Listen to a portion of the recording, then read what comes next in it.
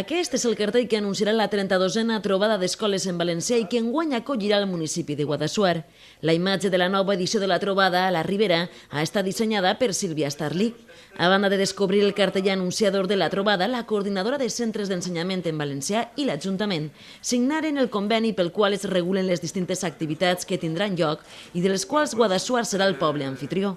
L'Ajuntament contempla per a totes elles un pressupost de 25.000 euros. No és un pressupost tancat, però sí prudent per poder portar a terme tot el que calga, però també per estalviar el que es puga.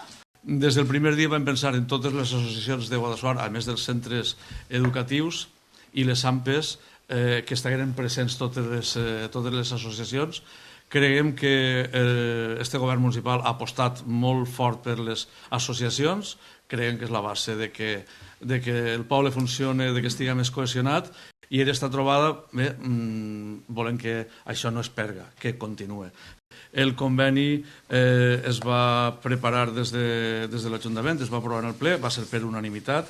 No és un pressupost que se faça ninguna transferència bancària a la coordinadora, és a dir, el darrer euro està en tresoreria de l'Ajuntament. Des de l'Ajuntament, aquesta part econòmica se gestiona al 100%. El pròxim 30 d'abril, Guadassuar acollirà la Gran Festa de la Llengua amb un ampli programa d'activitats i tallers.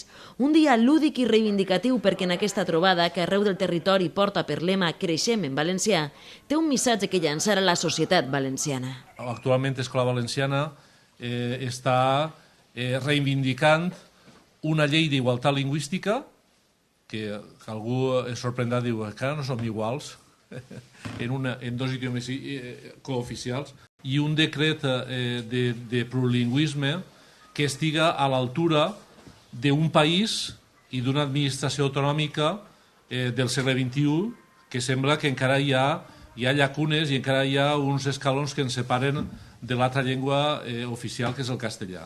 I per això defensem que el valencià siga una llengua vehicular, no només a l'ensenyament, sinó que tinga un rang de dignitat en el seu ús social. Representants dels centres educatius i de les associacions del municipi s'han involucrat en aquesta trobada que, com veuen, ja té el seu cartell. Un cartell inspirat en l'escut de Guadassuar, les aigües del riu Xúquer i el patrimoni cultural de la població, entre el qual destaca les primeres escoles del municipi i el Pirredó, arbre emblemàtic per als veïns i veïnes. S'espera que unes 25.000 persones visiten la població amb motiu de la trobada d'escoles en valencià del pròxim 30 d'abril.